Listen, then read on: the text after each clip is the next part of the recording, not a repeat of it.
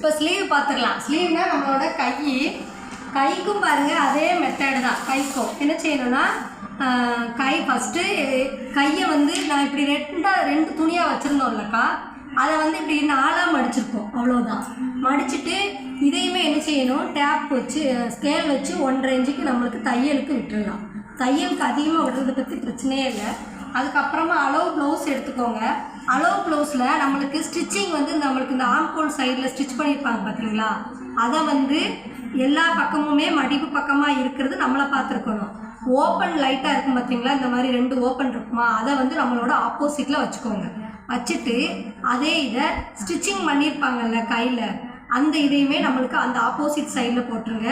மடிப்பு சைடு நம்மளை பார்த்துருக்கணும். இந்த பாருங்கள், மடிப்பு சைடு ஸ்லீவில் எந்த பக்கம் மடிப்பு சைடு இருக்கோ அதை நம்மளை பார்த்து வச்சுக்கோங்க. ஸ்டிச்சிங் ஆப்போசிட்டு கரெக்டாக இந்த மாதிரி ஸ்லோ ப்ளவுஸ் போடுங்க. போட்டுட்டு இதில் இருந்து இங்கே மார்க் பண்ணிக்கோங்க. நம்ம தையலை விட கொஞ்சம் இங்கெல்லாம் ஏற்றி வச்சுட்டு திரும்ப அதே மாதிரி இந்த ஆம்கோல் சைடுக்கிட்டையும் ஒரு மார்க்கிங்க அப்படியே ப்ளவுஸ் மேலே வரைஞ்சிருங்க.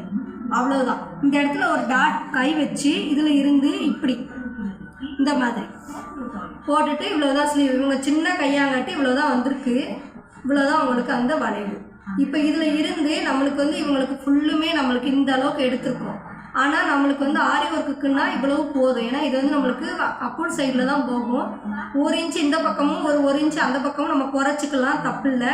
இவ்வளோ தூரம் எடுத்துக்கோங்க. இப்போ இதே மார்க்கிங், இது அரைக்கை.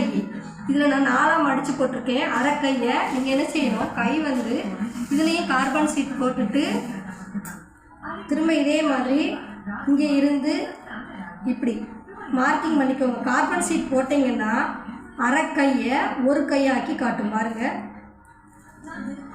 நல்லா அழுத்தமாக கொடுங்க. அழுத்தமாக கொடுத்துட்டு அரைக்கையை ஒரு கையாக்கிக்கோங்க. இந்த தெரியுதா பார்த்தீங்களா, லைட்டாக இந்த மாதிரி அரைக்கையை ஒரு கை ஆக்கிக்கோங்க. ஆக்கிட்டு இப்போ ஒரு கையை 2 கை ஆக்கிடலாம். கார்பன் ஷீட்டை அப்படியே அடியில் போடுங்க. அடியில் போட்டுட்டு இந்த மாதிரி ஸ்லீவை வரைஞ்சி எடுத்துக்கலாம். கரெக்டாக கார்பன் ஷீட்டை வச்சு நீங்கள் வரைங்க.